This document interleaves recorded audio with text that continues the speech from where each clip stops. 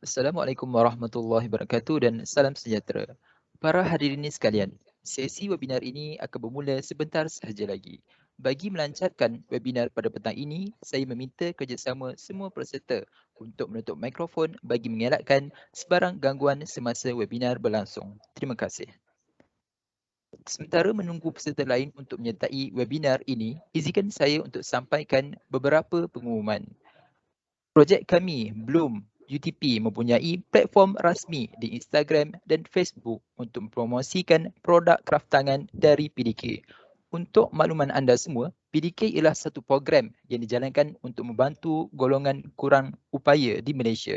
Untuk maklumat lanjut mengenai produk yang dihasilkan oleh mereka, anda semua boleh lihat posting kami di Facebook maupun Instagram Bloom UTP seperti tertera pada skrin dan juga ruangan komen atau chat box di bawah. Untuk pengetahuan anda semua, Bloom UTP juga mengadakan pertandingan video pendek yang kini telah dibuka bukan sahaja untuk golongan kurang upaya, tetapi kami juga buka untuk semua golongan masyarakat. Tema pertandingan video pendek ini ialah special product di mana anda boleh membuat video mengenai proses pembuatan produk anda atau menjelaskan bagaimana produk anda itu istimewa. Hadiah terkumpul yang bernilai lebih daripada RM600 menanti anda. Jangan lepaskan peluang ini. Setiap peserta yang menghantar karya mereka akan mendapatkan e-sijil daripada pihak kami. Untuk info lebih lanjut, anda boleh singgah ke platform Instagram dan Facebook kami seperti tertera pada skrin dan dalam chat box. Bermula dari 14 Ogos hingga kini, Bloom UTP telah mengadakan 3 sesi ceramah dan 2 sesi webinar yang amat menarik dan berinformatif terutama dalam bidang keusahawanan. Anda boleh menonton sesi ceramah dan webinar ini di platform YouTube kami, Bloom UTP. Terima kasih atas sokongan dan perhatian anda semua.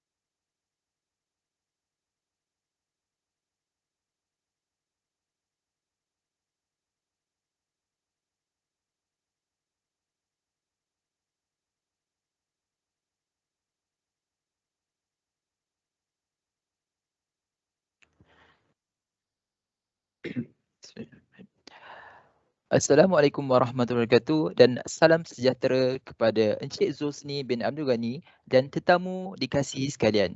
Selamat datang ke webinar Bloom modul ketiga yang bertajuk Get to Know E-Commerce. Pada hari ini, saya Amin Haikal akan menjadi pengacara majlis untuk anda semua. Baiklah, bagi memberkati webinar kita pada hari ini yang penuh bermakna, marilah kita sama-sama menadah tangan dan mengaminkan bacaan doa yang akan dikutai oleh saudara Muhammad Zulfadli. Majlis dengan segala hormatnya mempersilakan. Assalamualaikum. Semua boleh dengar? Boleh. Boleh? Hello? Boleh. Boleh. Boleh. Okey. Alhamdulillah. Okey. A'udzubillahi minasyaitonirrajim. Bismillahirrahmanirrahim. Alhamdulillahirabbil alamin wassalatu wassalamu ala asyrafil anbiya'i wal mursalin wa ala alihi washabbihi ajmain. Ya Allah, ya Tuhan kami, hanya padamu sahaja kami panjangkan kesyukuran atas segala rahmat dan berkat-Mu. Bersempena dengan program pada hari ini, kami memohon inayah dan taufik-Mu. Kurniakanlah kesejahteraan dan kebahagiaan kepada kami. Bukakanlah hati-hati kami, lapangkanlah dada kami supaya kami dapat mengisi ilmu dan pengetahuan yang berguna untuk agama, bangsa dan negara. Ya Allah, Ya Rahman, Ya Rahim, kami memohon kepadamu agar engkau berkatilah program kami pada petang ini dengan limpahan rahmat-Mu. Semoga segala usaha kami dalam menjayakan program ini mendapat keredaan dan hidayah-Mu. Sesungguhnya pada hari ini kami berkumpul kerana-Mu, Ya Allah. Kami berkumpul untuk menimba ilmu, bertukar pendapat, menyumbangkan buah fikiran, menghubungkan silaturahim dan memberi kesokongan kepada arah meningkatkan lagi prestasi kami. Ya Allah, Ya Zajal wal Ikram, kami memohon kekuatan dari hadrat-Mu, Ya Allah, supaya kami yang hadir pada hari ini agar kami dapat melaksanakan segala kebajikan. Dan kami pohon perlindungan dengan Engkau daripada melakukan keburukan. Ya Allah, kurniakanlah kepada kami kekayaan ilmu pengetahuan dan hiasilah diri kami dengan sifat lemah lembut. Serta muliakanlah kami dengan ketakwaan dan indahkanlah diri kami dengan kesihatan. Ya Allah, ya Tuhan kami, Engkau selamatkanlah kami, keluarga kami, saudara mara kami, rakan-rakan kami dan negara kami daripada wabak ini. Engkaulah berikanlah keselamatan dan perlindungan kepada kami. Sesungguhnya hanya Engkau yang maha berkuasa mentadbir alam ini. Rabbana atina fid dunya hasanah wa fil akhirati hasanah wa qina adzabannar. Wa sallallahu ala sayyidina Muhammad wa ala alihi wasallam. Walhamdulillahirabbil alamin. Amin ya rabbal alamin. Terima kasih kepada saudara Zulfadli. Baiklah, sebelum slot utama kita pada petang ini bermula, saya akan memperkenalkan sedikit mengenai penceramah kita. Sedikit latar belakang penceramah kita pada petang ini. Nama beliau ialah Encik Zulhusni bin Abdul Ghani.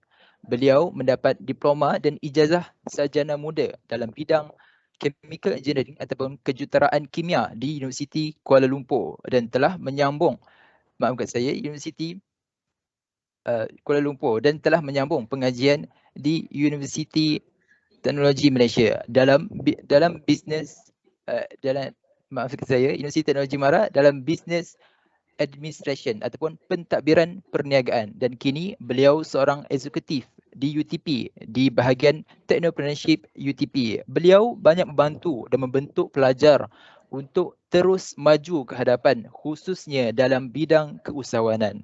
Jadi tanpa melengahkan masa lagi, saya menjemput Encik Zulhusni. Segala hormatnya dipersilakan.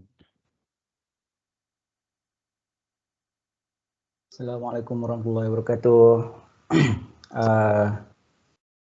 Harap semua orang sihat pada petang ni. Harap semuanya dah makan tengah hari semua kan, dah kenyang. So harap tak ada yang mengantuk lah. Lepas lunch ni memang waktu-waktu yang best untuk tidur kan. Alright, saya nak share saya punya screen sekejap. Semua orang boleh dengar saya? Boleh. Boleh cik. Alright. Okay, saya share screen saya.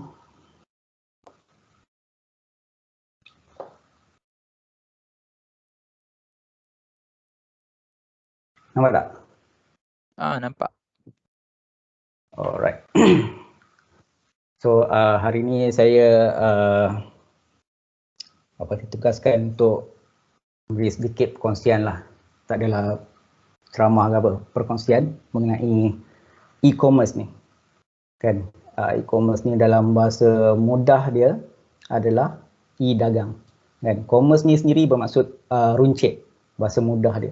Tapi bila kita dengar e-commerce ni, dia macam bahasa yang tinggi. Padahal dia sebenarnya peruncitan, tapi dalam online. Itu je. Right. Okey, kenapa perlunya SME ataupun PKS dekat Malaysia ni bertukar ataupun upgrade kepada e-commerce sekarang? Sebelum saya bercerita mengenai e-commerce untuk SME atau PKS ni, saya jelaskan sikit mengenai apa itu SME. Bukan apa, saya rasa semua orang pun tahu pasal SME ni. Tapi bila ada yang saya tanya pelajar, SME ni dia clueless. Dia tak tahu apa itu SME. So saya terangkan sikit lah mengenai SME ni. Okey, SME ni sebenarnya adalah singkatan dari Small and Medium Enterprise atau dalam bahasa Melayunya PKS, Perniagaan Kecil dan Sederhana. Jadi boleh jadi company atau syarikat yang menjual barang-barang kebiasaan macam kedai-kedai runcit yang kita selalu pergi tu, ataupun perniagaan yang menyediakan perkhidmatan servis kan, macam kelas tuition, kedai kopi, salon rambut, ataupun ianya juga boleh jadi syarikat yang menyediakan produk virtual atau digital, macam company yang buat game, company yang buat apps, atau boleh jadi juga syarikat yang buat online training.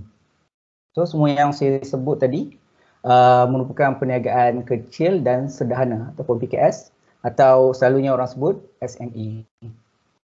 So sekarang dalam situasi COVID-19 ni, di mana semua orang banyak menghabiskan masa kat rumah, eloklah kiranya semua perniagaan yang biasa melakukan transaksi di dunia nyata kita ni beralih kepada e-commerce. Alright. Okay, sekarang apa sebenarnya e-commerce ni kepada PKS ataupun SME ni?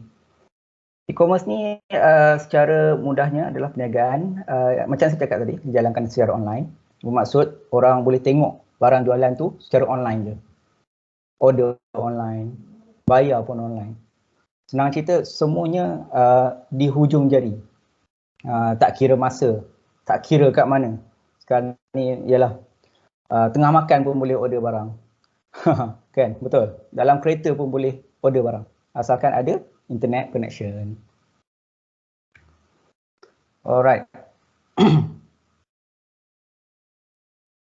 Jenis e-commerce yang utama ada dua, iaitu B2B, iaitu business to business, dan satu lagi B2C, business to consumer. So saya akan terangkan secara terperinci sekejap lagi apa itu B2B dan B2C. Of course banyak lagi business model kat luar sana, tapi dua yang saya sebut tadi adalah yang utama.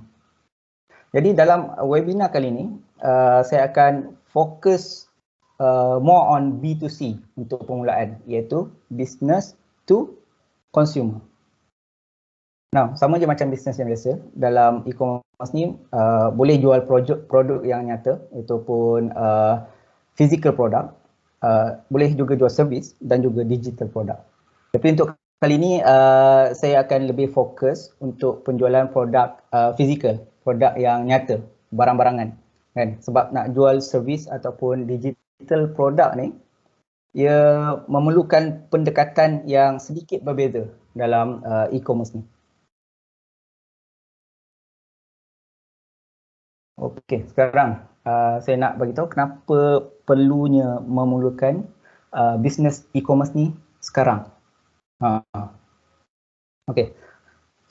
Kalau kita tengok life cycle stages of business ni, kan, fasa-fasa dalam bisnes bisnes ni, masa yang terbaik untuk memulakan apa-apa bisnes lah sekalipun, kan, adalah di fasa perkembangan, iaitu ataupun kita panggil kat sini growth stage.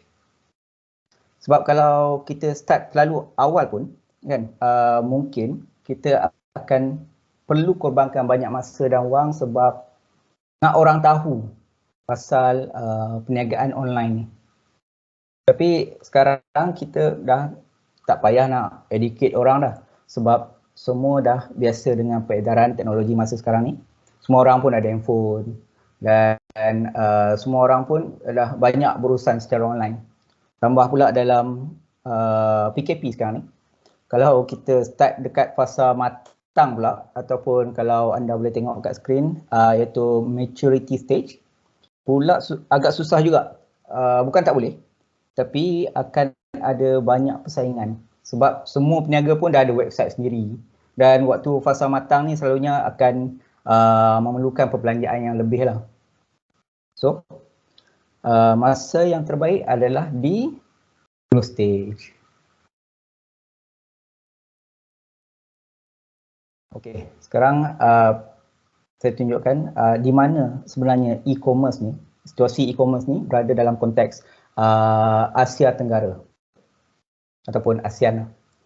Apa yang kita tengok dekat skrin sekarang ni adalah carta perkembangan perniagaan e-commerce dalam pasaran Asia Tenggara, kan, dalam bilion, kan, setiap yang korang tengok yang duit tu semuanya bilion US dollar.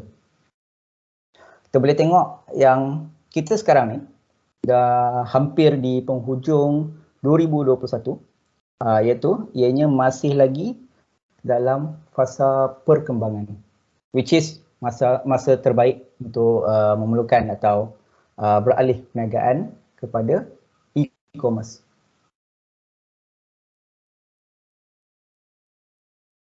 Okay, antara sebab lain juga kenapa sekarang ni masa terbaik adalah populasi ASEAN atau Asia Tenggara ni adalah yang ketiga terbesar di dunia. Yang lagi powernya populasi kita kat Asia Tenggara ni adalah 50% daripada semua ni terdiri dari kalangan orang yang berumur 30 tahun dan ke bawah. So orang muda sekarang, even kanak-kanak pun dah terbiasa dah dengan teknologi terbaru sekarang. Semuanya kat hujung jari je. So, tapi itulah, kan, macam kita tahu benda ni ada kebaikan dan ada keburukan juga. Anyhow. Alright. Okay, kita beralih kepada slide ni pula. So sekarang, katakanlah anda dah buat keputusan untuk memulakan perniagaan e-commerce ni. What to expect? Apa yang anda boleh jangkakan, kan, bila nak buat e-commerce business ni. So nombor satu, jika anda bermula dari bawah ataupun start from scratch, memang sangat banyak kerja yang perlu anda buat. Memang sangat renyah lah orang panggil.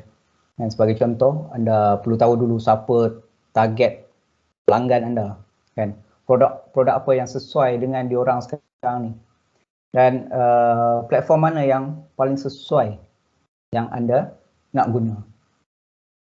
So secara asasnya memang agak mencabar lah, kan, bila nak start daripada kosong, daripada zero, memang agak mencabar. So e-commerce boleh je kalau anda nak start dengan mungkin gajikan seorang programmer. Kalau anda ada modal, anda gajikan seorang programmer, buat platform e-commerce sendiri, lepas tu boom, kan, terus boleh jual. Sebenarnya bukan macam tu lah, kan, sebab memang anda ada website semua sendiri, tapi kita tak tahu ada ke orang nak masuk website kita ni. Kalau masuk pun, diorang nak beli ke barang yang kita jual dalam website tu, kan. Semua benda ni perlukan market research dan planning yang betul. Okay, nombor dua, sebabkan banyak benda nak buat, kan, anda perlukan satu team untuk fokus dalam bisnes ataupun projek ni. Untuk starting permulaan ni 2-3 orang pun dah cukup untuk perniagaan kecil. Tapi apa yang paling penting, apa yang saya dah yalah duduk semeja dengan businessman yang lain, kawan-kawan saya pun ada businessman yang berjaya. 2-3 orang dalam kumpulan walaupun kecil ni, dia perlu fokus 100% untuk bangunkan perniagaan e-commerce ni. Bukan tak boleh buat part time, tapi mungkin akan ambil masa yang lama, and yalah kalau lama sangat planningnya semua selalunya tak jadi. Betul.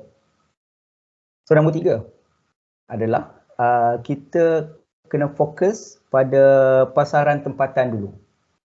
Sebab apa? Sebab kita sendiri tahu PL-PL orang-orang kat Malaysia ni, kan? Kita tahu trend apa dekat Malaysia sekarang ni, kan? Contoh masa musim perayaan, kita tahu orang Malaysia, orang kita yang menyambut perayaan tu perlukan apa spesifik pada masa perayaan tu, kan? Kalau contoh Matan Raya, orang nak samping. Raya ni lah, raya puasa, orang nak apa, baju Melayu, baju kurung, kan? So benda ni penting, terutamanya kalau kita menjalankan B2C, iaitu business to consumer dalam e-commerce. Okay, seterusnya nombor 4, kita perlu menyesuaikan diri dengan keadaan semasa atau be adaptable. Terutamanya bila kita terlibat dalam ialah e-commerce ni menggunakan teknologi, kan? Sebab teknologi tu dia sentiasa berubah, sangat cepat. So apa pun yang kita buat, kita kena sesuaikan dengan keadaan teknologi semasa, kan? So saya bagi contoh lah, satu contoh yang macam Nokia dulu. Nokia ni memang gah lah, satu jenama handphone yang sangat gah pada tahun 90-an sampai akhir tahun 2010. Nokia ni ingat sebab dia ni sangat superior, keuntungan yang banyak, dia paling top, dia tak nak terima Android sebagai dia punya operating system. So jadi apa jadi? Kan sebab dia ingat dia punya OS tu dah sangat hebat, tapi dia tak nak adapt dengan yang guna Android. So time tu Samsung pun potong dia, kan? Sony Ericsson tah mana datang pun tiba-tiba potong Nokia. Lepas tu Apple lagi lah tengah menaik time tu, semua potong. Sebab apa? Sebab Nokia dia tak ikut peredaran teknologi yang semasa. Satu lagi contoh saya boleh bagi Kodak. Mungkin orang muda-muda sekarang ni mungkin tak tahu kot Kodak tu apa. Kodak ni dulu dia jual satu filem untuk letak dalam kamera. Masa tu Kodak paling hebat lah dalam dunia kamera ni, kan? So masa tu datang digital kamera. Bila datang digital kamera ni, Kodak ni dia tak menyesuaikan diri dengan kamera dia pun dia tak tukar kepada digital masa tu lah. So apa jadi? Kodak sekarang macam dah tak ada. Rasanya orang muda sekarang memang confirm lah tak tahu Kodak tu apa pun. Betul tak? Alright, seterusnya nombor 5. Nombor 5 ini pun penting lah sebab kita sebagai orang yang baru, yang start daripada mula, yang yalah baru nak berjinak-jinak dengan e-commerce ni, carilah orang yang berpengalaman untuk membantu anda, untuk guide anda melalui proses-proses yang penting dalam pembangunan perniagaan e-commerce ni. InsyaAllah bila ada guidance, kan ada orang tunjuk caranya, dapat jimat banyak masa, tenaga dengan wang sekali. Dia bukan tak boleh buat sendiri, tapi kalau salah buat atau salah langkah, nak kena mula balik, kan? Dah membazir duit yang dah keluar tadi, kan? Kod-kod buat, lepas tu tak jadi, nak kena buat lagi, kena keluar duit lagi. So masa pun terbuang. So dalam e-commerce ni memang ada sangat banyak cara dan kaedah, bergantung kepada siapa target market anda. Contoh kalau kita nak marketkan produk kita melalui Facebook Ads sekarang. Macam mana nak buat tu? Kan? Macam mana nak method apa nak pakai? Apakah objektif marketing kita tu? Kan? Tools apa nak guna? Dan lain-lain lagi lah, memang banyak. So kalau kita tak tahu, kita kena test dulu kaedah kita tu. Kan? Kalau tak ada guidance ni, kita test satu-satu. So bila kita test, memang dia perlukan banyak masa yang yalah banyak masa lah untuk dapatkan result yang kita nak. Dalam masa yang sama, modal pun burn. Sebab yalah nak setiap tools yang kita guna tu ada dia punya fees ataupun yuran dia. So daripada situ mungkin anda boleh dapatkan pakar-pakar yang bertauliah lah, atau businessman yang dah terbukti berjaya untuk membantu anda dalam mengembangkan perniagaan anda dalam e-commerce ni lah, e-commerce business ni. Jimat masa dan insyaAllah jimat duit. Okay. Kita balik kepada strategi perniagaan e-commerce. Kan?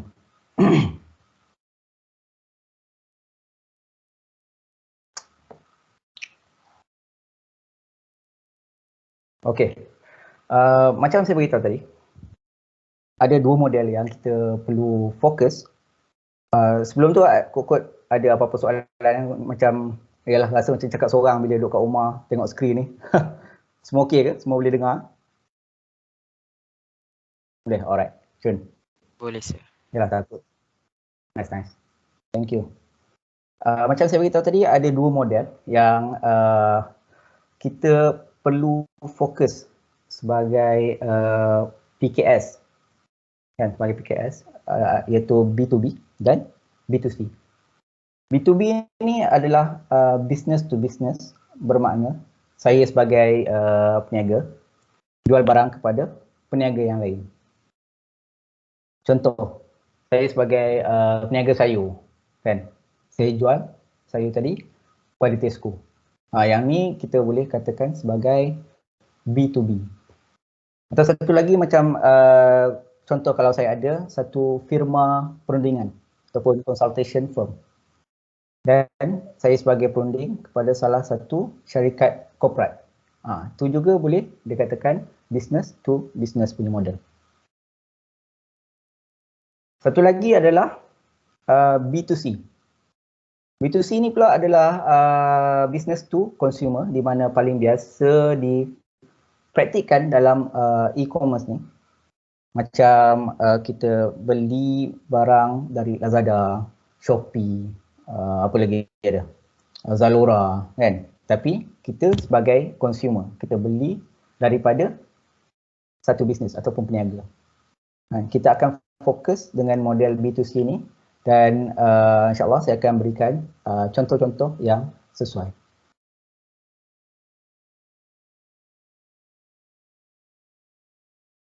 Okey, jadi dalam model B2C ni, apakah strategi e-commerce yang boleh kita mula dulu? Yang paling biasa kita dengar adalah kita sebagai brand owner atau yang mempunyai sesuatu brand tu, produk tersebut mempunyai jenama, contohlah macam Tudung Siti. Maknanya Siti ni sebagai brand owner menjual barang jualan dia iaitu tudung secara online dalam website Tudung Siti itu sendiri. So model perniagaan ini adalah untuk jangka masa yang panjang sebab anda dah ada jenama anda sendiri dan orang dah tahu tentang brand anda. So macam mana nak jadi brand owner ni? Nak jadi brand owner ni bermakna anda perlu buat research sendiri, kan? Buat market research dan betul-betul memahami kehendak pasaran. Lepas tu baru mencipta ataupun menciptalah produk anda sendiri. Sebagai permulaan saya rasa agak susah juga nak start terus sebagai brand owner ni, kan. So kita pergi dengan strategi seterusnya iaitu yang dipanggil white label. Apa pula white label ni? So white label ni bermaksud anda tempah produk dari kilang dan letak jenama anda sendiri. Contoh, kita ambil barang perabot lah katakan. Kan? Dan daripada satu kilang dan jual dengan cop nama anda. Satu lagi macam, tak tahulah kalau korang pernah dengar kan, dalam Facebook ada banyak orang cakap produk timbang kilo lah senang. Kan? Banyak jenama-jenama produk kecantikan sekarang yang ambil barang dari kilang tu, yang buat produk kecantikan tu dan jual bawah jenama masing-masing. Strategi ni dinamakan sebagai white label. Sebenarnya white label ni, strategi ni adalah benda biasalah yang dipraktikkan dalam bisnes sekarang ni. Sebab dia tak perlu susah-susah buat R&D untuk produk tu. Kan? Dia ambil je, letak jenama dia sendiri. Ada yang jadi billionaire pun guna strategi ni. White label ni dia tak sama tau. Contoh saya ambil produk kecantikan kan. Sebab yalah, orang kita ni banyak juga ambil produk timbang kilo ni, lepas tu letak jenama sendiri, lepas tu dia jual. Contoh kalau macam Olay, jenama-jenama antarabangsa yang lain lah. Garnier. Kan? Diorang, kilang tu diorang own sendiri. Maknanya research and development diorang buat sendiri. Diorang dah tahu dah untuk kulit macam ni, apa bahan-bahan yang diperlukan. Untuk kulit macam ni pula, apa bahan yang diperlukan pula. So diorang ada R&D sendiri, dan diorang ada kilang sendiri, and then diorang jual. Macam white label ni tak. Dia apa yang kilang tu produce, dia ambil je, dia chop, letak nama dia, dia jual. Itu white label. Alright, strategi seterusnya adalah anda sebagai stokis. Stokis ni benda biasa dah kot. Semua orang pun pernah dengar. Macam kedai-kedai biasa, anda beli stok yang banyak, kan? Simpan stok tu dan jual kepada pelanggan. Macam supermarket lah. Kan? Tesco ke, Billion ke, kan? Giant. Semua beli dan simpan stok yang banyak. Kemudian jual kepada kita. So sama juga macam e-commerce ni. Untuk stokis, anda beli stok banyak-banyak. Lepas tu jual melalui website anda ataupun mana-mana online platform lah. So anda dikira sebagai stokis. Setengah peniaga ni dia prefer jadi stokis lah. Sebab dia boleh control stok sendiri. Dan dia sendiri yang akan menentukan harga yang dia akan letak pada produk tersebut. Sebab dia dah beli secara bundle, banyak-banyak, dia dapat harga murah kan, per item, per barang yang dia beli tu. So, dia boleh letakkan harga yang agak tinggi sedikit untuk pelanggan, untuk dijual kepada pelanggan yang seterusnya. Right. Now, strategi yang seterusnya adalah dropship. Dropship agak hot juga sebenarnya strategi dropshipping ni sejak 2-3 tahun lepas. Mungkin sebelum tu lagi. Orang duk cakap dropship. Apa sebenarnya dropship ni? Dropship ni dia proses start macam ni. Pertama anda ada pelanggan. Pelanggan tu dia melayari website anda dan berminat nak beli barang yang dipasarkan di website anda. Tapi sekarang anda tak mempunyai stok. Tak ada stok. So apa yang anda buat? Anda akan order barang dari stokis atau dari owner produk tu sendiri. Stokis tu tadi yang akan ataupun owner produk tu yang akan pack barang yang kita order tadi dan post terus kepada pelanggan yang order daripada kita. So basically kita hanya perlu fokus pada penjualan sebagai dropshipper ni. So anda tak simpan stok, anda tak payah packing, anda tak payah post. So tak payah nak kira stok cukup ke tak. So kat sini pun dari segi margin keuntungan tu dia sama macam stokis. Anda boleh letak harga up sikit dari harga yang anda beli. So macam tu lah bagaimana cara strategi dropship ni dilakukan lah. So, dropship ni juga antara strategi yang bagus jika anda baru nak berjinak-jinak dengan e-commerce business ni.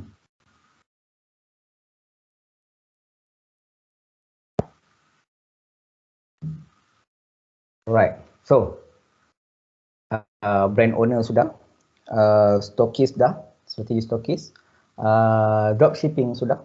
So kalau tak nak start dengan dropshipping ni, ada lagi level bawah lagi daripada dropshipping ni, iaitu affiliate marketing. So rasanya ini strategi paling boleh dikatakan senang lah dan boleh buat terus. So apa affiliate marketing ni, apa benda kan?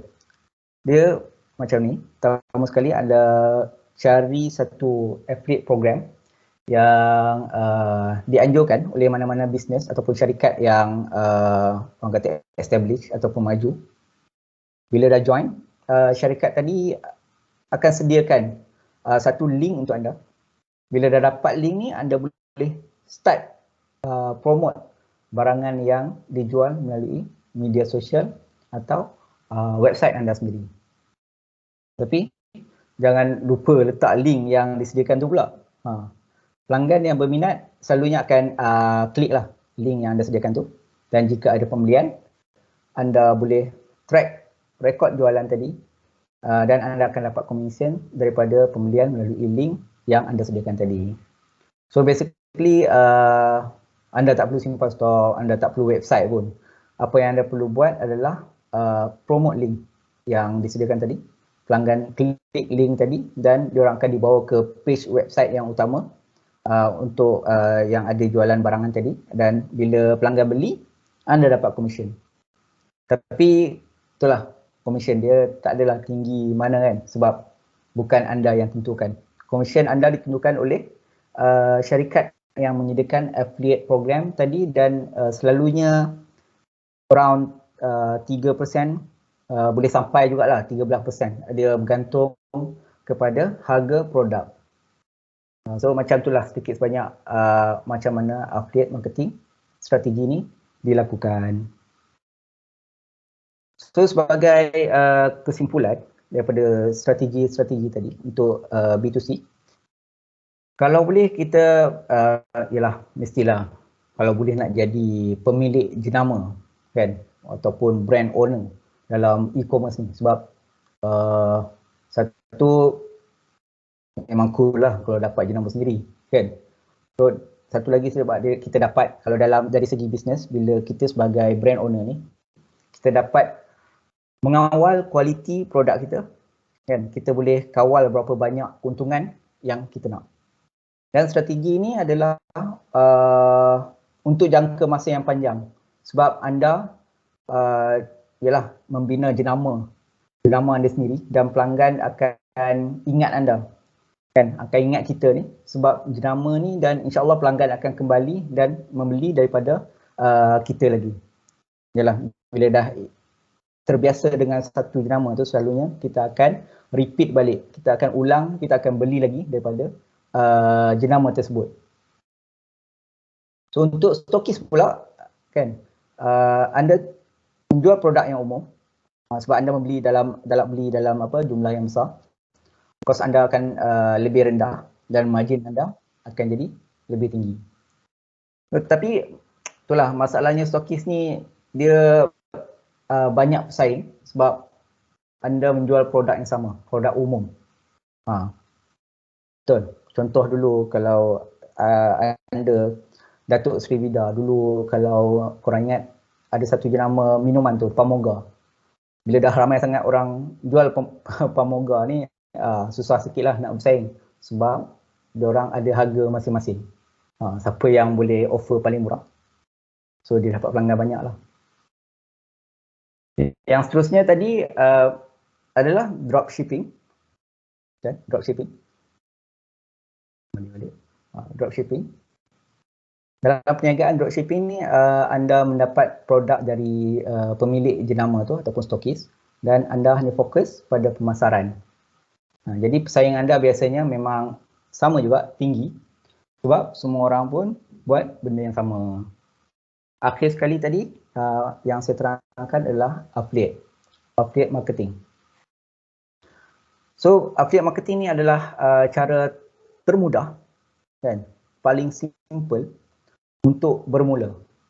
Sebab anda tak perlu memiliki produk, anda tak perlu memiliki website.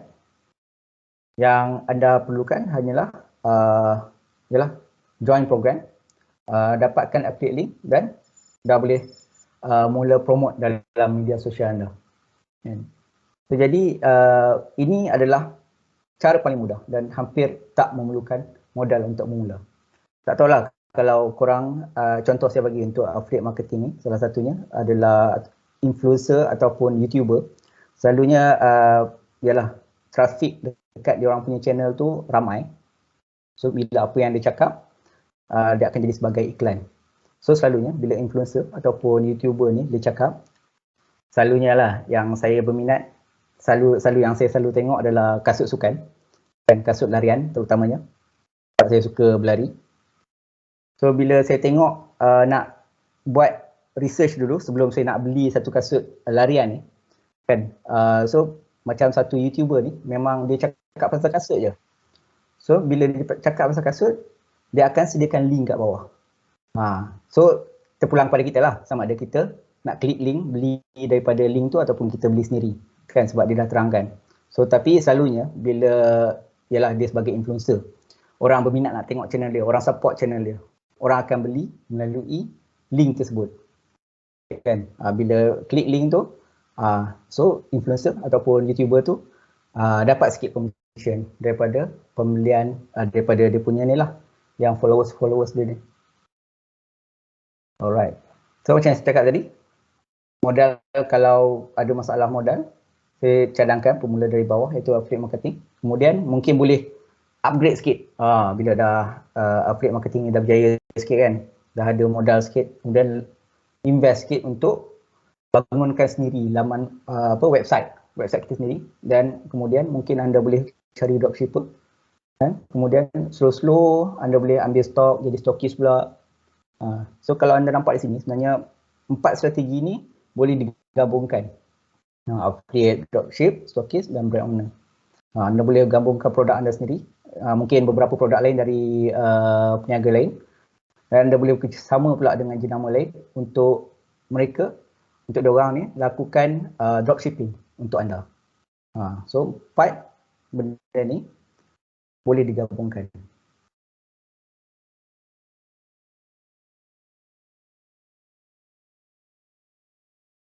Alright. So katakanlah anda dah decide, anda nak buat website, kan, anda nak buat website anda sendiri, dan anda nak mencuburi bidang perniagaan e-commerce ni. So sekarang ni saya akan berkongsi pula dengan anda proses utama, kan, bila anda dah decide nak jadi peniaga e-commerce ni. Ini adalah proses utama, kan, yang saya akan kongsikan untuk membina perniagaan e-commerce. So dia adalah, tapi dia fokuskan pada pasaran tempatan dululah. 5 strategi ni dia fokuskan pada pasaran tempatan dulu sebelum berkembang ke peringkat global. Apa-apa pun kena start dengan yalah dalam Malaysia dululah, kan, jangan nak pergi luar terus. Sebab yalah kalau kita contoh nak jual barang dekat orang Filipin kata, ataupun Thailand, kita tak tahu pula apa trend-trend diorang kat sana kini. Memang boleh tengok internet, tapi kita tak berada dekat sana, so kita mungkin kurang memahami apa trend yang terbaru dekat sana. Okey, ni adalah 5 langkah yang perlulah orang kata anda fokuskan sebelum nak mulakan perniagaan e-commerce ni. Pertama ialah anda mesti ubah cara pemikiran anda, mindset anda. Fahami betul-betul lah apa itu e-commerce. E-commerce ni macam saya cakap tadi, ialah bahasa bombastik, e-commerce, commerce. Macam kan, dia bukanlah rocket science ke apa. E-commerce ni sama macam perniagaan lain. So e-commerce ni adalah transaksi, saya ulang sekali lagi ni, e-commerce ni adalah transaksi yang dilakukan dalam talian. So apabila orang bercakap mengenai e-commerce ni, dia orang melakukan marketing atau pemasaran secara online, penjualan, sale secara online, semuanya secara online. Saya bagi contoh lagi. Katalah kita sebagai cafe owner, kan?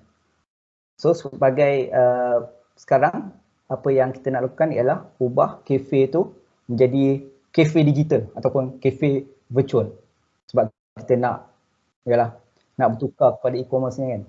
So apa yang kita boleh lakukan adalah kita bertukar online selain dari jual kopi. Sebab jual online ni ialah kopi pun boleh, sebab sekarang ni ada GrabFood apa semua, kan. Tapi sebagai pemilik kafe, anda tahu, kan, kita tahu cara nak bancuh kopi tu jadi, contoh, jadi sedap macam kat Starbucks ke. So mungkin juga, kan, anda boleh buat satu training ataupun satu kursus lah. Ajar orang macam mana cara-cara nak bancuh kopi, kan. Jadi macam rasa macam sebiji macam Starbucks, ataupun cara-cara bancuhan kopi yang sesuai dengan cita rasa pelanggan kita sendiri. So bila anda dah ada kursus ni, anda boleh jual pula kursus digital tu, kan. Yalah, kadang-kadang kita tak terfikir pun benda ni boleh jual. Tapi kalau kita dah ada pelanggan tetap, kita dah ada peminat kopi kita tu, so kita jual, yalah, kos online ni, insyaAllah lah, confirm ada je yang akan beli. So dengan itu, semua jadi digital, sebab anda mendapat produk digital dan semua transaksi dilakukan online. So sebagai pemilik kafe ni juga, kita boleh jual produk yang berkaitan dengan kopi lah, selain daripada kopi itu sendiri, macam termos ke, cawan-cawan yang bentuk-bentuk unik, dan banyak produk lagi lah yang boleh anda jual yang berkaitan dengan kopi. So contoh lah, macam kita pergi ke Starbucks ke, ataupun Coffee Bean, kita tengok dia orang tak adalah jual produk kopi je, kan, betul. Starbucks pun tak lama lagi akan buka kat Sri Iskandar, ada dengar cerita. Diorang ada jual juga macam t-shirt, apa lagi, notebook macam planner tu, kan, keychain, macam-macam lagi lah jual, selain daripada diorang jual kopi je. Sebab diorang tahu peminat kopi Starbucks ni memang ramai, and apa-apa Starbucks jual, insyaAllah semua diorang akan beli. Jadi kedai kopi ni sebenarnya boleh berubah menjadi e-commerce business, kan. Macam dulu-dulu apa pula kedai kopi, kan, kedai makan lah, kan, macam mana nak buat online, tak pernah terfikir pun. Tapi sekarang ni benda tu dah menjadi nyata. So jadi bila kita berubah kepada e-commerce ni, sedikit sebanyak mempunyai kesan yang baik pada perniagaan kita, sebab yalah, pelanggan kita akan rasa dekat dengan kita walaupun diorang ada kat rumah, kan. Terutamanya dalam keadaan COVID-19 ni lagilah, kan, semua orang pun ada kat rumah. Saya pun ada kat rumah, lama tak masuk office ni. So tapi bila yalah, kerajaan pun akan umumkan PKP fasa 3, fasa 4, yang mana semua orang boleh pergi ke kafe balik, boleh makan dine in. So diorang ni sebagai peminat kafe anda tadi, confirm akan kembali, memang tak sabar. Diorang looking forward nak duduk dan minum kopi yang diorang suka tu. So maksudnya apabila anda punya e-commerce untuk bisnes anda ni, secara tak langsung anda boleh ingatkan, kan, pelanggan-pelanggan anda tu bahawa anda ada untuk diorang, walaupun yalah, musim-musim COVID ni semua orang tengah susah hati, tapi kopi yang diorang suka tu tetap ada dan boleh hantar kat rumah. So perkara kedua yang saya nak katakan kat sini adalah kita kena betul-betul memahami pasaran dan produk kita. Sebagai pemilik perniagaan kecil ni, kita dah punya produk sebenarnya. Kan selalunya ialah kita dah ada produk, katakanlah jika anda pengeluar mesin dan mesin tertentu hanya digunakan oleh syarikat tertentu je. So jadi anda kena faham yang anda jalankan ni adalah perniagaan B2B. Dia berbeza dengan B2C. Sebab ialah individu mana yang nak beli mesin daripada anda, nak letak kat rumah kan. So mestilah perniagaan lain yang nak menggunakan mesin akan beli daripada perniagaan anda. Contoh lain ialah anda hasilkan serbuk kari untuk jenama besar tertentu. So jadi anda adalah sekarang sebagai pengeluar OEM atau contract manufacturer. Sebab anda hasilkan semua serbuk kari ini untuk perniagaan lain. Itu pun B2B juga. Business to business. Oleh itu anda perlu fahami produk anda dan tengok sesuai tak dengan pasaran semasa. Kemudian anda perlu buat market research sebelum nak hasilkan produk. Sebab sekarang ni semuanya online. Kan? Apa yang saya katakan research tu, kebanyakan data yang anda perlukan, kan? Anda boleh cari dalam Google kan? Untuk region Terengganu katakan. Kita nak tahu apa yang orang Terengganu tu suka sekarang ni. So kita boleh Google je. So sebab Terengganu ni still within Malaysia, still dalam Malaysia. So tak jauh dengan trend-trend sekarang. Cuma kita nak pergi secara spesifik, so kita tengok data yang dalam Google. Facebook pun boleh lah. Kita kalau yalah budak sekarang tak main Facebook kot. Tapi kalau nak tahu pengguna-pengguna Facebook ni kebanyakan adalah baby boomers yang berumur 40-an, 40 dan ke atas ni. Dia orang ni lah target market yang besar sebenarnya. Sebab dia orang ada duit. Confirm ada duit. 40 tahun ke atas yang main Facebook ni, selalunya 80% daripada dia orang ni memang ada duit. Dia orang bersedia. Kalau ada iklan dalam Facebook tu, kena dengan cita rasa dia orang, kena dengan apa yang dia orang nak, klik, confirm beli. So, sebab apa anda perlu buat market research ni? Supaya anda tahu apa yang dicari oleh bakal pelanggan anda. So kadar ketiga pula. So anda perlu, sebab kita nak ke arah e-commerce kan. So kita perlu bangunkanlah website kita sendiri. Kita kena perlu develop kita punya website sendiri. So dalam macam korang tahu, banyak je sebenarnya platform e-commerce ataupun e-dagang di Malaysia, kat Malaysia ni kan, macam Lazada, Shopee, Zalora, banyak lagi lah kan. Yang kat luar negara tak kira lagi, Alibaba lah, Amazon lah. So boleh je nak letak produk anda kat platform tu, tapi masalahnya jika yalah kita masih baru dan kita nak letakkan produk tu di platform di mana kita panggil platform tu sebagai red ocean. So bermaksud anda sekarang berada dalam persaingan harga. Kan? Yalah, kalau orang ni letak harga ni, orang ni letak harga ni pula. Tengok orang ni barang sama je, tapi sangat jauh berbeza. Kan? Harga dia jauh berbeza. Sebab satu lagi, sekejap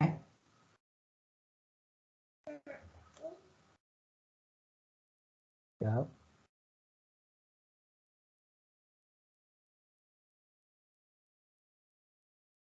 Jangan nak saya kacau pula. Boleh. Alright, sorry, ada gangguan pula kat situ. So, saya sampai kat mana tadi? Konsep Red Sea, kan? Bila anda dah masuk dalam platform e-commerce macam Lazada semua ni lah. So, semua orang bersaing dengan harga. So, untuk benda ni anda mungkin memerlukan pengusaha dengan orang yang dalam bisnes yang berpengalaman untuk anda membuat website. Sebab satu lagi, website ni dia long term untuk perniagaan anda dalam jangka masa yang panjang. Dia boleh membantu untuk mengembangkan jenama anda sendiri bukan sekadar bersaing atau membuat jualan je dalam website ni. Tapi website ni juga dia boleh bina kepercayaan pelanggan. So contohnya jika macam kita nak beli barang sukan lah. Contoh macam saya cakap tadi, saya peminat kasut-kasut larian kan, running shoes yang original. So selalunya kita akan terus ke laman web Adidas ke, Nike ke, atau Reebok. Sebab dah confirm barang daripada website diorang ni original. Kita pun sekarang tak boleh nak ke kedai kan. Kalau ke kedai insya-Allah lah memang semua original. Tapi bila online nak dapatkan kepercayaan pelanggan, kita kena ada satu website yang menarik dan yalah, menarik supaya orang percaya dan berminat untuk beli barang-barang kita. So orang nak tengok website kita ni, website kita ni mestilah ada satu orang kata wow factor kan, supaya pelanggan yang masuk website tu akhirnya beli produk daripada website anda tu. Itu tujuan sebenarnya. Kita nak orang beli barang kita. Apa-apa yang kita buat pun kita nak ada conversion daripada sale tu kepada pembelian. So perkara keempat adalah setelah kita dah buat semua tadi tu yang saya cakap tadi tu. So baru kita buat keputusan produk apa yang kita nak jual ni. Sebab anda dah faham target market anda.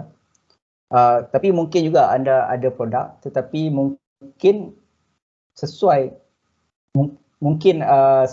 atau tak juga untuk target market anda kan. So satu soalan yang kita tanya juga, sesuai tak dengan target market kita kalau kita dah ada produk, sesuai ke tak dengan diorang ni.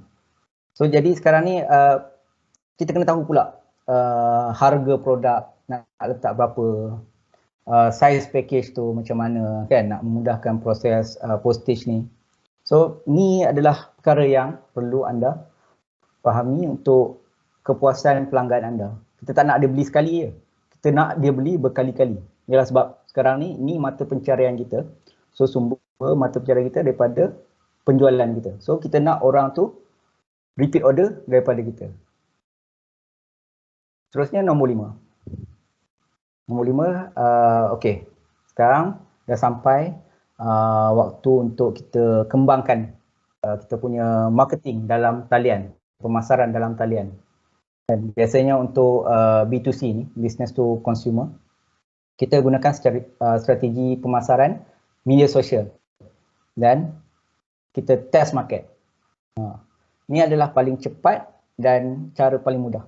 Sebab tu anda perlu faham dulu apa itu media social marketing. Bukan hanya, yalah, boleh juga. Benda ni dia tak hanya post produk anda di Facebook atau Instagram and tulis, kawan-kawan, beli barang aku. Mungkin ada yang beli, family anda beli. Tapi kita tak tahu adakah diorang ni akan repeat order dengan kita. Kan? So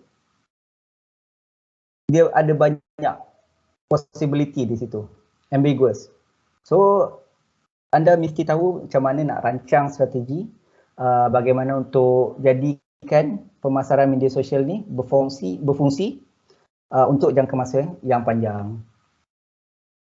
So jadi asasnya ni adalah 5 langkah yang harus anda kuasai terlebih dahulu sebagai permulaan. So setelah anda dah buat semua langkah ni kan, dan anda dah start buat jualan, so repeat je langkah yang saya buat ni 1 sampai 5.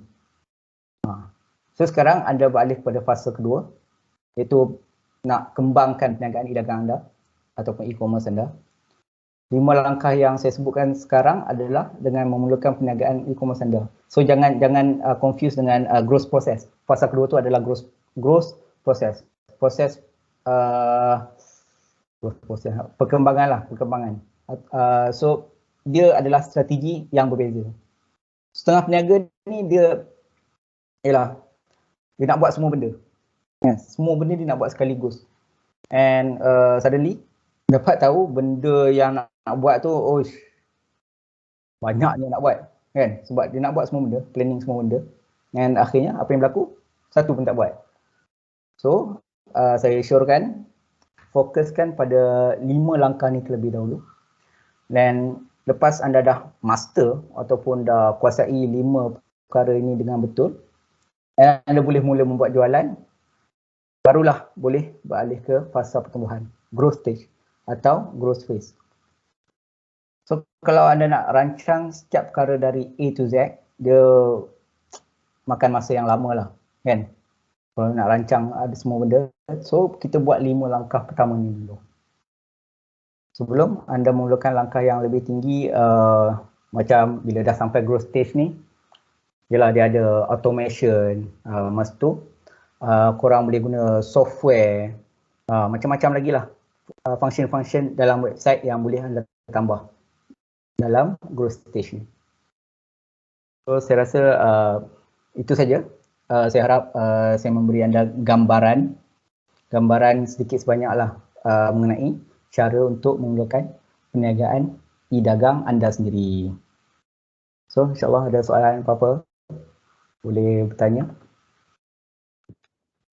Baiklah, terima kasih kepada Encik Zulsni. Jadi saya rasa Cik Zulsni dah bagi banyak ilmu, dan kita pun ada dah bagi idea untuk kita memulakan bisnes, terutamanya ni lah dalam e-commerce.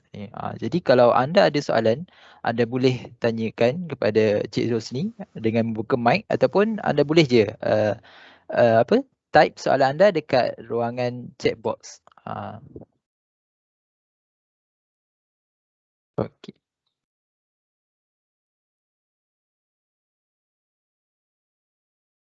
Jangan malu. Oh, ada tu soalan ni, saya nampak.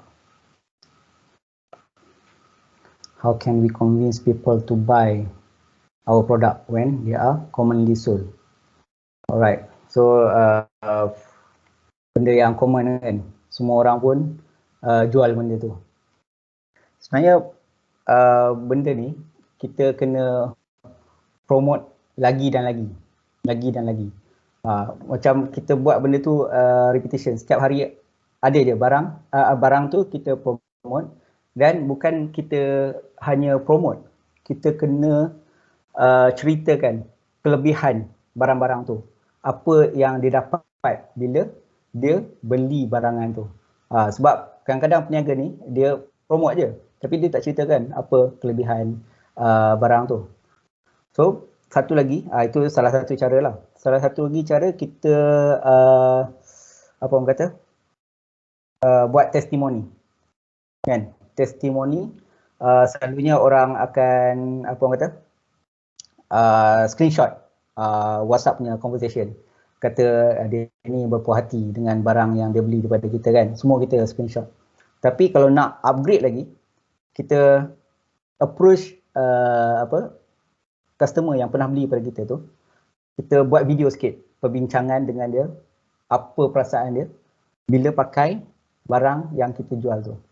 So benda ni sedikit sebanyak membezakan produk kita daripada produk yang sama yang orang lain jual. Betul lah. Harap menjawab lah. Oh, satu lagi. Do you agree that we should start small business since school time? Yes. Dulu saya tak percaya. Dulu saya tak percaya. Dia macam ni tau. Macam mana lah, kita ni dulu dibesarkan dengan cara yang berbeza. Macam time saya dulu, kalau time sekolah, korang nak jadi apa? Tak ada seorang pun nak cakap jadi businessman. Confirm, tanyalah ayah korang, abang korang yang sebaya dengan saya, kan? Tanya dia orang, masa kecil-kecil dulu, masa sekolah, even sekolah menengah pula, nak jadi apa? Confirm, engineer, doktor, itulah, kan? So, kalau dalam masa sekarang ni, kalau boleh, kan, ibu bapa ni mungkin boleh galakkan anak-anak dia start berniaga daripada kecil. Dia bukan tak semestinya bila start berniaga dari kecil ni, dia akan jadi peniaga juga masa besar. Tapi bila dengan menjalankan perniagaan ni, dia membentuk, orang dalam English dia panggil entrepreneurial mindset. Entrepreneurial mindset ni dia membentuk kita cari masalah untuk diselesaikan. So bila dia nampak satu masalah tu, dia cuba untuk selesaikan. So method penyelesaian masalah tu dia boleh jual kalau tak ada orang buat lagi. Itu adalah entrepreneurial mindset. So macam mana nak develop benda ni? So daripada kecil, mungkin kita boleh start dengan sikit-sikit dulu. Dia tak semestinya menyelesaikan masalah besar. Contoh, saya bagi, satu kilang tu, orang-orang kilang ni, akak-akak kilang, abang-abang kilang, engineer, kan selalu lalu depan tu. Pagi-pagi, tak ada siapa pun yang jual nasi lemak kat depan tu. So sebagai penyelesai masalah, kita jual nasi lemak dekat pagar, depan sikit pada pagar kilang tu. So masalah diorang ni selesai sebab diorang dah ada breakfast untuk beli sebelum diorang masuk kerja. So simple tak? So nampak ya macam okay. Itu bezanya businessman dengan entrepreneur. Kalau businessman selalunya, contoh yang sama, seorang penjual nasi lemak, dia jual kat tepi jalan. Dia jual kat tepi jalan, dia kat depan rumah lah, kat depan rumah. Kan? Tapi tak ada trafik pun kat situ. So, dia kata, alamak tak ada orang beli pula. Tapi sebab location pun dah salah, so macam mana nak ada orang beli? Betul? So, itulah yang membezakan entrepreneur dengan businessman. So, balik kepada soalan tadi, yes, saya rasa memang patut ibu bapa sekarang menggalakkan anak-anak untuk start berniaga lah. Tapi sayang sebab sekarang PKP kan, kalau kat sekolah mungkin ada hari kantin, yalah banyak aktiviti jualan kat sekolah ni kalau dah boleh pergi sekolah. So bila sekarang dah online ni, mungkin boleh cubalah jual barang kat Lazada, Shopee ke. Kalau korang pernah dengar kat Facebook, ada orang jual batu. Pernah dengar orang jual batu? Dekat Shopee, cuba cari. Tahu dia jual batu apa? Batu tungku. Batu tungku. Tungku yang lepas orang bersalin tu, nak panaskan tu, dia ambil kat sungai belakang rumah dia, dia jual. And, ya Allah, jualan dia memang capai ribu-ribu lah. Mana orang sangka? Batu, ada orang beli. Online. Alright, so harap dia menjawab soalan. Okay, Isaac Andrea, how to make our product reliable and not a scam to other people? What are visiting our website? Ya, kan kita nak fahamkan soalan. How to make our product reliable, not scam to other. Ni macam saya cakap tadi lah. Sebab kita dah ada website, so platform tu sendiri kita boleh siarkan video. So time ni lah kita nak letak video testimoni daripada pelanggan-pelanggan kita. Kalau kita tengok website-website yang kalau korang tahulah, kalau Kisha ke, Ravelina ke, Fashion Valley, korang pernah tengok diorang punya website tu. So bila tengok website tu, kita dah percayalah, senang cerita. And then bila jenama kita sendiri ni, bila orang dah tahu apa semua, dia orang recommend pula. Kat situ kita boleh tengok banyak recommendation kan. Saya dah guna produk ni, saya berpuas hati. So saya dah kan banyak, even dalam Lazada dengan Shopee pun ada dia punya testimoni tu. So untuk membezakan kita daripada orang lain, kita buatlah video testimoni dengan 2-3 pelanggan kita pun dah cukup dah kan, untuk buat orang tengok dan orang lebih percaya. Sebab sekarang ni tak tahulah, bila tengok video tu orang tend to believe what they say. Tak kira lah siapa yang cakap pun kat situ. Tapi bila bercakap dengan bertulis ni, orang percaya bila tengok video lagi. Alright. So harap tu menjawab soalan. Assalamualaikum Cik Zulhusni. Cik ada misi yang golongan benda. Kan sasaran market yang besar dan mereka juga mempunyai wang untuk beli. Namun adakah lebih elok untuk kita fokus ke generasi muda, sedangkan mereka mungkin akan menjadi customer kita dengan jangka masa lebih panjang, long term wise. Yes, saya tak kata tak boleh pergi ke Instagram ataupun yalah laman media sosial yang lain. Tapi untuk masa sekarang nak cepat kan. So orang yang ada duit ni yang akan beli. Yang akan klik link tu terus beli. Sebab kalau macam masa remaja, macam saya dululah.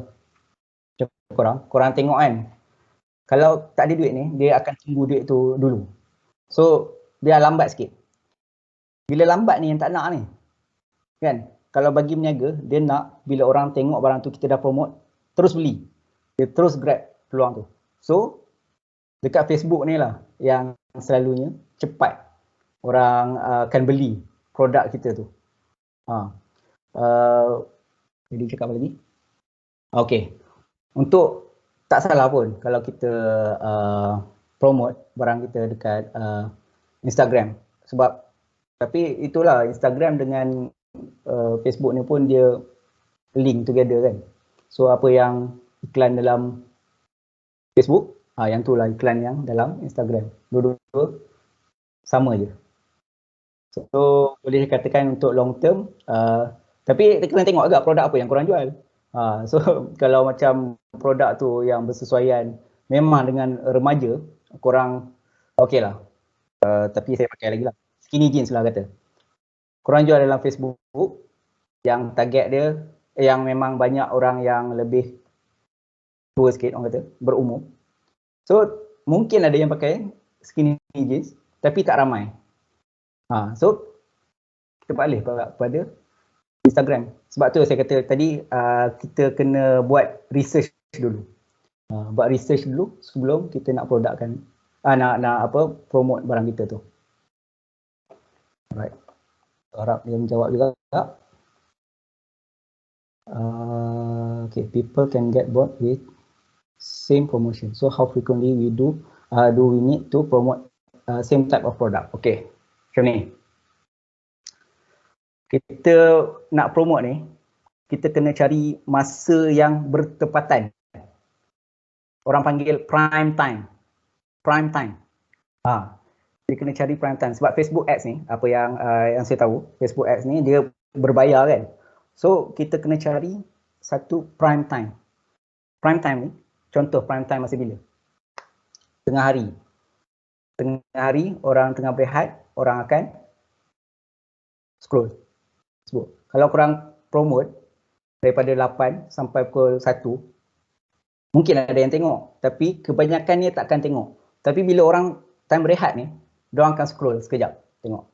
Time tu korang boleh grab their attention. Sebab dia orang tengok ialah dia orang dah tengah leisure time, tengah tengok. Satu lagi, masa selalunya itulah orang kata masa maghrib lah. Masa maghrib lah. Pukul 7.30 sampai pukul 8 tu. Time tu korang promote. Tapi itulah tak dinasihatkan sangat lah. Sebab ialah kalau orang Islam kata kita tengah ialah semayang maghrib apa semua. Tapi nak buat macam mana? Korang tengok drama pun pukul 7.30 baru start.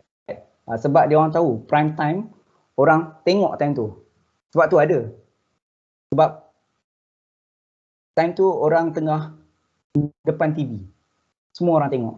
So kalau kita promote time tu, insyaAllah lah akan grab dia punya attention. Even kalau dia tak beli pun, dia at least tahu pasal produk kita. And kalau, saya tak tahulah kalau korang, kalau macam saya berminat dengan satu produk tu, saya akan screenshot. Saya nak tahu dia punya seller. Okay, at least nanti bila saya dah ada duit, masa tu mungkin tak cukup bajet, dah ada duit, okay saya refer balik seller tu je.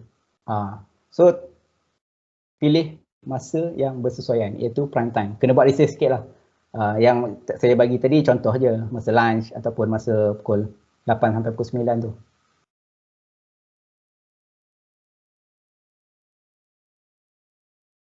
Alright, ada lagi soalan? Okay, baiklah. Kalau anda masih lagi ada soalan, boleh je buka mic ataupun type je soalan anda dekat chat box tu. Kita akan buka lagi.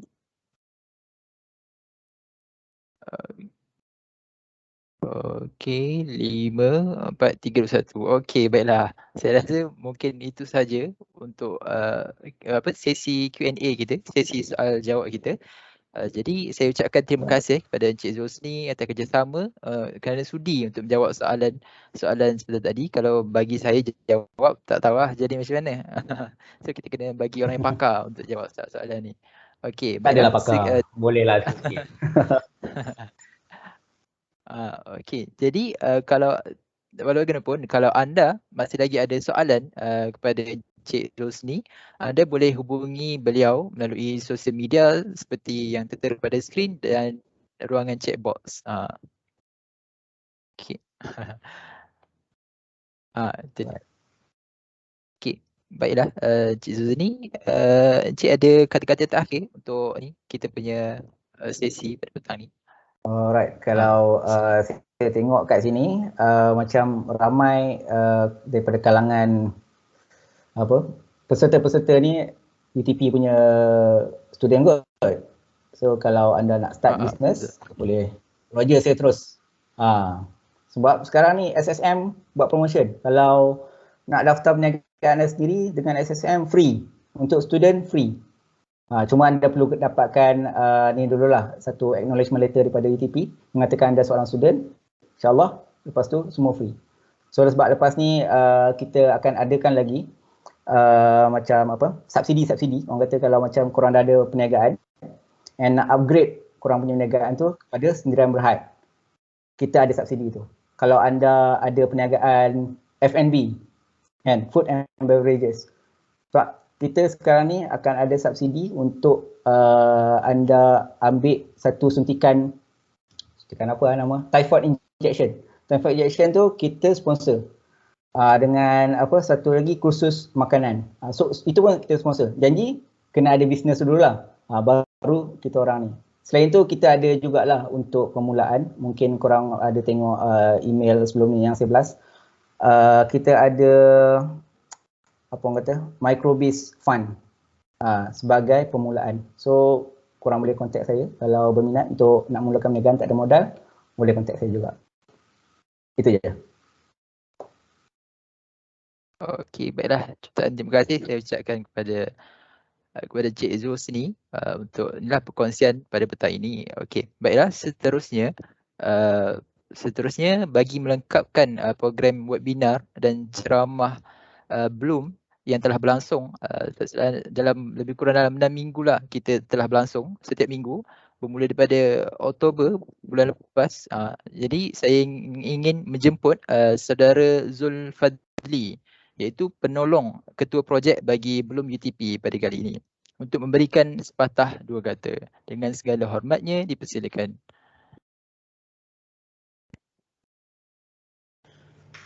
Assalamualaikum semua. Boleh dengar? Boleh dengar Zul.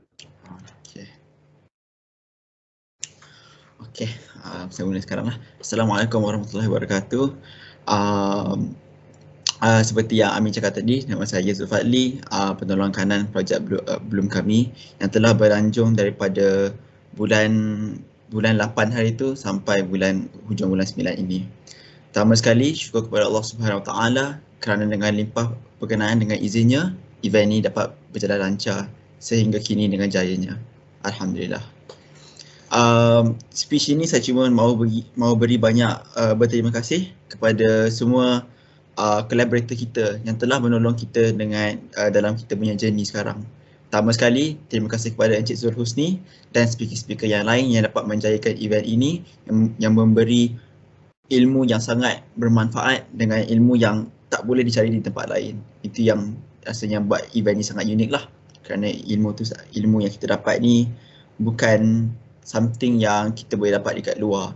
Kerana kadang-kadang isu-isu yang projek kita mahu target tu pun adalah isu-isu yang orang mungkin kurang pandang atau terlepas pandang. Tidak dilupakan juga, saya juga mahu berterima kasih kepada pihak JKMN Perak dan juga pihak-pihak PDK semua seperti PDK Nur Hikmah, PDK Titian Harapan dan PDK Lenggong. Experience kami pada masa yang singkat ni pun banyak juga experience yang kita dapat bukan pada pihak kita sahaja, tapi kita juga harap yang objektif-objektif kami yang mahu memberi manfaat kepada pihak PDK juga dapat dicapaikan.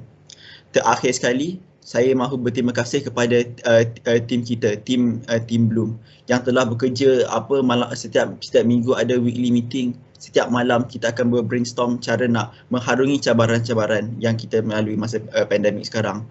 Banyak isu tidak dapat berjumpa secara fizikal, FMCO mengurangkan kapasiti production, banyak betul cabaran yang kita melalui, tapi alhamdulillah kami sama-sama boleh berganding bahu dan dapat mengharungi cabaran ini. Oleh itu saya sangat berterima kasih. Saya cuma nak untuk mengakhiri saya punya speech saya ni, saya cuma nak ingat semua bahawa ini bukan sesi yang terakhir lah. Sebab selagi ada PDK dan selagi ada pandemik ini akan ada perlunya untuk kita basically kita nak shift kepada e-commerce. Akan ada perlunya kita mahu memberi tempat cara pendapatan kepada orang-orang OKU di dalam Perak. Kami harap yang ilmu ini boleh memberi manfaat kepada semua di sini, bukan sahaja pada waktu sekarang, tapi walaupun lepas COVID pandemik atau walaupun lepas event ni habis. Sustainability tu adalah something yang UTP selalu prioritize, dan sejujurnya saya pun rasa tim kita pun selalu prioritize. Dengan itu kami boleh membagi recommendation. Kita syorkan bahawa Bloom ini bukan pengakhiran Bloom. Kami boleh garanti yang pada masa hadapan akan ada Bloom 2.0 yang mungkin akan tolong PDK lain atau mungkin boleh keluar cari negeri lain untuk memberi diorang kesempatan untuk masuk dalam journey e-commerce ni. Kesempatan ini bukan sahaja memberi manfaat kepada PDK tapi juga pihak OKU secara sepenuhnya. Dengan itu saya sangat berterima kasih untuk kesempatan ini. Dengan wabillahi taufiq wal hidayah. Wassalamualaikum warahmatullahi wabarakatuh. Baiklah, jutaan terima kasih saya ucapkan kepada saudara Zulfadli untuk ucapan yang penuh bermakna sebentar tadi. Jadi kita sudah selesai untuk slot penting webinar kita pada hari ini. Sekali lagi saya mewakili daripada pihak Bloom UTP ingin mengucapkan jutaan terima kasih dan penghargaan kepada Cik Zulsni kerana sudi menghadiri dan berkongsi ilmu pada petang ini kepada kita semua. Dan juga saya ingin mengucapkan terima kasih kepada peserta-peserta yang hadir bersama kita pada petang ini, dan saya percaya ada juga peserta yang setia bersama dengan kita untuk ke-6 sesi kita. Yang telah berlangsung inilah setiap minggu dah lebih pada 1 bulan saya rasa. Jadi saya berharap dengan ilmu-ilmu yang telah dikongsikan oleh penceramah kita dan kita dapat aplikasikan dalam kehidupan kita dan kita memajukan diri kita, khususnya kepada semua yang sedang berusaha untuk memajukan perniagaan di luar sana. Jadi semoga perniagaan kita bertambah maju dari masa ke masa.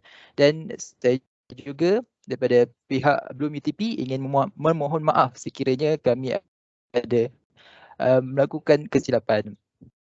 Okey, jadi baiklah, sebelum kita bersurai, pihak Bloom UTP ingin menjemput semua peserta hadirin pada hari ini untuk kita aktifkan kamera anda. Jadi kita boleh sesi bergambar bersama-sama. Okey, baiklah. Jadi jangan segan-segan. Boleh je buka kamera.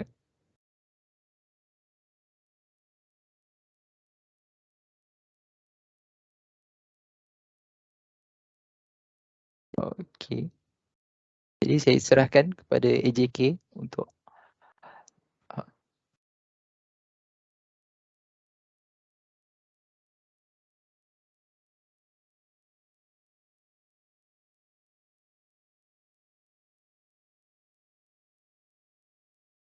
Okey, baik. Gambar akan diambil dalam kiraan 3, 2, 1, okey. Okey. Ke nak tunggu lagi? Terus. Okey, terus. Okey, dalam kiraan 3, 2, 1, saya akan ambil gambar. 3, 2, 1. 3, 2, 1, senyum. 3, 2, 1. Okey, freestyle. 3, 2, 1. Okey, terima kasih semua. Okey, baiklah. Terima kasih kepada anda semua untuk kerana bagi kerjasama yang baik untuk sesi bergambar tadi. So, kita boleh nampak senyuman yang manis daripada semua tadi. Walaupun kita berjauhan, tapi still lagi kita dapat bersama kan pada petang ni. Jadi sebelum tu, sebelum kita bersurai, saya ada pengumuman, sedikit pengumuman daripada saya. Kita bersurai, projek kami belum mempunyai platform rasmi di Instagram dan Facebook untuk mempromosikan produk kraftangan dari PDK. Dan untuk maklumat anda semua, PDK ialah satu program yang dijalankan untuk membantu golongan kurang upaya di Malaysia. Jadi untuk maklumat lanjut mengenai produk yang dihasilkan oleh PDK, anda semua boleh lihat posting kami di sosial media kami, sama ada di Facebook maupun di Instagram kami. Instagram Bloom UTP, seperti tertera di dalam ruang komen dan pada skrin anda sekarang.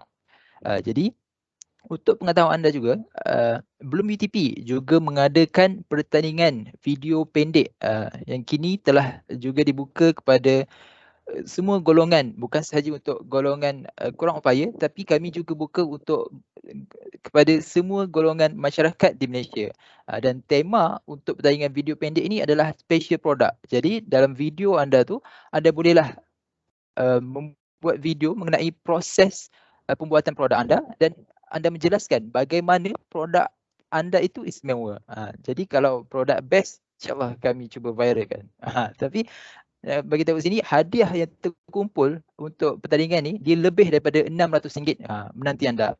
Jadi jangan lepaskan peluang ini. Jadi dan setiap peserta yang menghantar karya mereka kepada kami akan bagikan percuma e-sijil. Dan untuk info lebih lanjut mengenai pertandingan video pendek ini, anda boleh singgah ke platform Instagram dan juga Facebook kami seperti tertera pada skrin dan dalam chat box di bawah. Dan mungkin yang terakhir, sebelum bermula daripada 14 Ogos hingga kini, Bloom UTP telah mengadakan 3 sesi ceramah dan 2 sesi webinar yang amat menarik dan berinformatif, terutamanya dalam bidang keusahawanan. Anda boleh menonton sesi ceramah dan webinar ini di platform YouTube kami, Bloom UTP. Dan sebelum mengakhiri majlis ini, sekali lagi saya ingin memohon kerjasama anda semua untuk imbas QR code yang sedang dipaparkan pada skrin ataupun tekan link yang ada dalam chat box. Ini adalah borang maklum balas untuk webinar kita pada petang ini. Jadi anda boleh isi dan berikan komen anda ataupun cadangan supaya kami dapat menambah baik program kami pada masa akan datang. Jadi InsyaAllah semoga kita dapat bertemu lagi. Terima kasih.